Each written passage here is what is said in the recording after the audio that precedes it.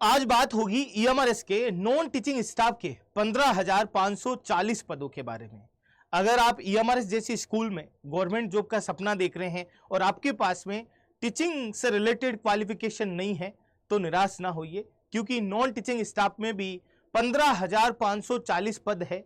और अब जो ईएमआरएस सेकंड फेज आने वाला है उसमें कितने पदों के ऊपर भर्ती प्रक्रिया हो सकती है और साथ ही कौन कौन से वो पद है जिनके अंदर आप एलिजिबिलिटी रखते हैं, वो सारी की सारी बातें हैं जो आज के सेशन में हम करने वाले हैं। साथ ही नोटिफिकेशन कब जारी होगा और इसके प्रिपरेशन को लेकर के आपके बहुत सारे डाउट्स होंगे, तो वो भी इस वीडियो में हम पूरे क्लियर करने की कोशिश करेंगे। सबसे पहले तो मैं आपको बताना चाहता हूं नॉन टीचिंग स्टाफ के अंदर कौन कौन सी वैकेंसीज है जिनको शामिल किया गया है। लेकिन उससे भी पहले जरूरी चीज यह है कि ईएमआरएस स्कूल है क्या। तो यह एकलव्य मॉडल रेजिडेंशियल स्कूल के रूप में इन्हें जाना जाता है, जिनकी शुरुआत है वो 90s के दशक में हुई थी और जो ग्रामीण क्षेत्रों के अंदर रहने वाले स्टूडेंट्स हैं उन लोगों को एक अच्छी एजुकेशन मिल सके, इसलिए इन स्कूलों को डिजाइन किया गया था। और एक फेज है वो इनका आ भी चुका है। 10,000 के लगभग आपकी वैकेंसीज है वो 2023 में आ चुकी है। 2024 में किन पदों के ऊपर ये भर्ती प्रक्रिया हो सकती है उनके बारे में बात करेंगे। जो नॉन टीचिंग स्टाफ है उन सभी के अंदर जो सिलेक्शन प्रोसेस है वो बड़ा ही सिंपल सा है। रिटन एग्जाम होगा, डॉक्यूमेंट वेरिफिकेशन, उसके अलावा जो टाइपिंग वाली जो पोस्टें हैं उनके ऊपर टाइपिंग एग्जामिनेशन है वो लिया जाएगा। आखिर कौन कौन से वो पद है, अगर हम बात करें टोटल बात करें, इसमें मैंने लाइब्रेरियन को है वो इंक्लूड नहीं किया है।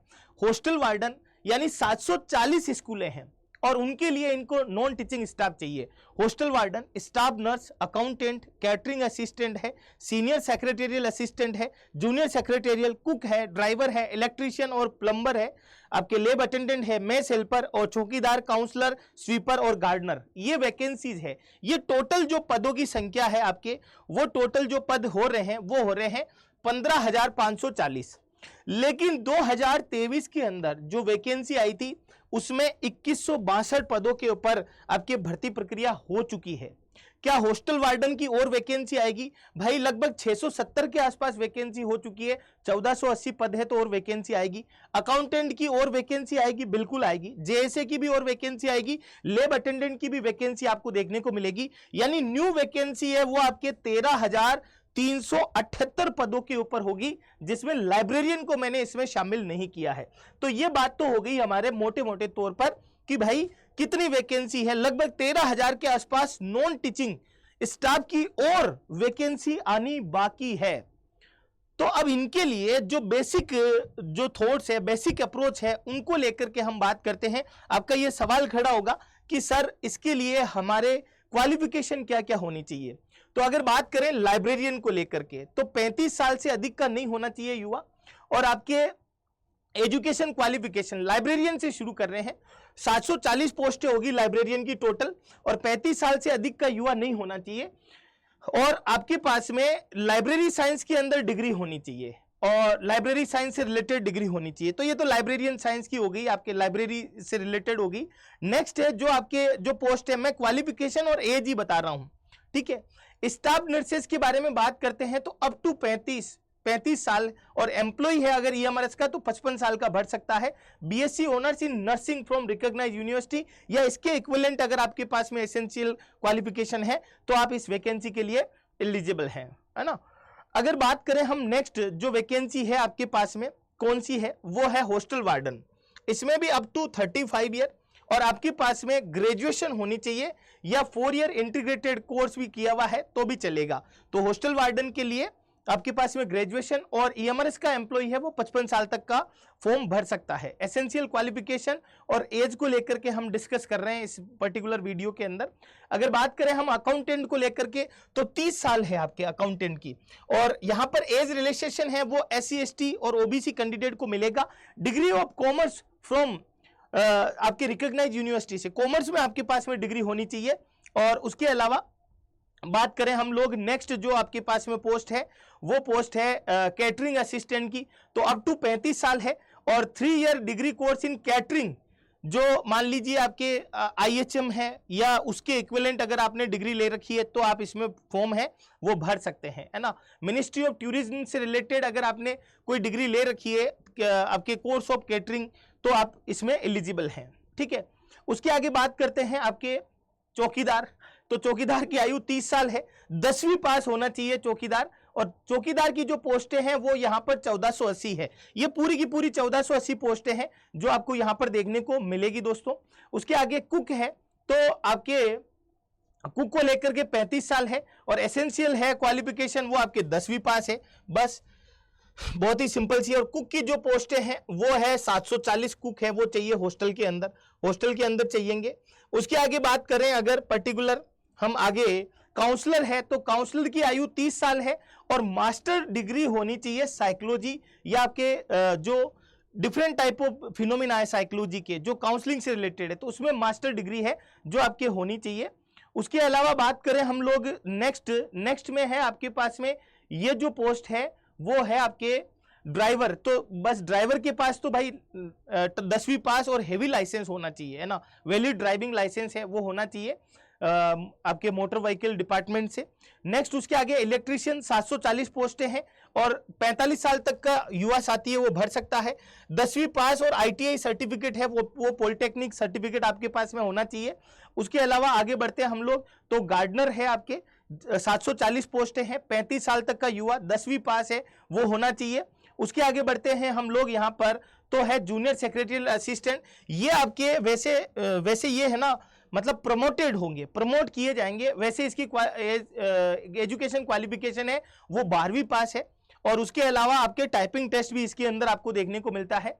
और उसके आगे बढ़ते हैं हम लोग, तो ये है लेब अटेंडेंट, इसकी वैकेंसी भी आएगी। एज लिमिट है 30 साल, 10वीं पास, और साथ ही आपके पास में लेबोरेटरी टेक्निक से रिलेटेड डिप्लोमा है वो भी होना चाहिए। 12वीं के अंदर आपके साइंस स्ट्रीम से आपने अगर क्वालिफिकेशन ली है तो भी आप एलिजिबल हैं इसके लिए। हेल्पर के बारे में बात करते हैं, मेस हेल्पर, तो 1480 पोस्टें हैं, 30 साल तक का युवा भर सकता है, 10वीं पास है जो आपको यहाँ पर देखने को मिलेगा।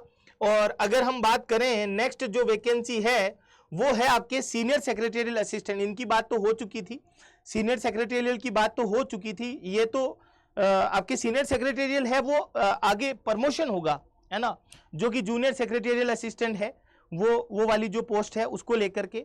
स्वीपर के बारे में बात करते हैं तो 2220 पोस्टें हैं और 30 साल तक एज लिमिट है, 10वीं पास होना चाहिए यहाँ पर। और उसके आगे लास्टली बस यही थी आपके टोटल जो पोस्टें। तो उम्मीद है कि आप सभी साथियों के ये सारी की सारी बातें वो समझ में आई होगी। जूनियर सेक्रेटरियल असिस्टेंट के लिए भी 12वीं पास है, सीनियर सेक्रेटरियल के लिए भी 12वीं पास है। और कोई भी डाउट हो तो आप मुझे कमेंट करके वापस है वो पूछ सकते हैं सारी की सारी बातें। तो ये तो थी आपके इंपॉर्टेंट जो एसेंशियल जो क्वालिफिकेशन है, एज और आपके क्वालिफिकेशन को लेकर के। अब बात करते हैं कि अच्छी तैयारी है वो आप कहां कर सकते हैं। तो आप अड्डा 24/7 की मोबाइल एप्लीकेशन डाउनलोड कीजिए, आज ही अड्डा 24/7 की मोबाइल एप्लीकेशन डाउनलोड कीजिए। और मोबाइल एप्लीकेशन डाउनलोड करके आप उसमें टीचिंग एग्जाम कैटेगरी है वो सेलेक्ट कीजिए। आपने अड्डा 24/7 की मोबाइल एप्लीकेशन डाउनलोड कर दी और उसमें जाकर के आपको टीचिंग एग्जाम है वो सेलेक्ट करना चाहिए। वहां पर जैसे ही ये वैकेंसी आएगी, इसका नोटिफिकेशन है वो 10 जून के बाद कभी भी आ सकता है, और मोस्टली जो चांसेस है वो जुलाई के हैं। तो जुलाई के आसपास है जो आपको इसका नोटिफिकेशन है वो देखने को मिल सकता है। इस बार भी पिछली बार की तरह भी इस बार भी आपके हॉस्टल वार्डन, अकाउंटेंट और जूनियर सेक्रेटरियल असिस्टेंट, लेब अटेंडेंट और बाकी जो रिलेवेंट आपके जिनमें कहीं ना कहीं एग्जामिनेशन लिए जाएंगे, तो वो सारे के सारे कोर्सेज है वो आपको अड्डा 24/7 की टीम है वो करवाने वाली है। पिछली बार की तरह भी इस बार भी आपको वापस से सिलेक्शन तक पहुंचाया जाएगा उसी टीम के द्वारा। तो आप जुड़ सकते हैं अड्डा 24/7 की मोबाइल एप्लीकेशन डाउनलोड करके। ऊपर ही ऊपर आपको कैटेगरी है वो टीचिंग एग्जाम सेलेक्ट करनी है।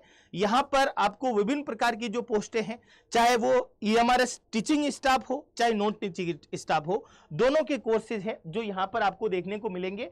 टीचिंग के अंदर आप जाएंगे, टीचिंग के महापैक में आप एनरोल कर सकते हैं।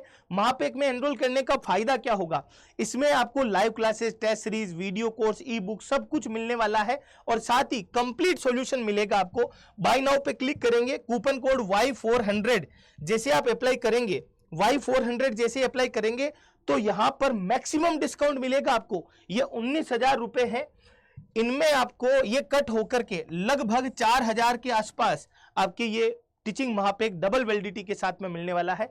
आज थोड़ी सी शायद इसमें टेक्निकल इश्यू है, वो चल रहा है ना, नहीं तो बहुत अच्छे तरीके से आप इसके साथ जुड़ करके बहुत अच्छी तैयारी कर सकते हैं। तो ये थी इंपॉर्टेंट बातें, और अगर आपका कोई डाउट है तो मुझे कमेंट करके जरूर बताइएगा। इसी के साथ इजाजत लेता हूं। जय हिंद, जय भारत और धन्यवाद।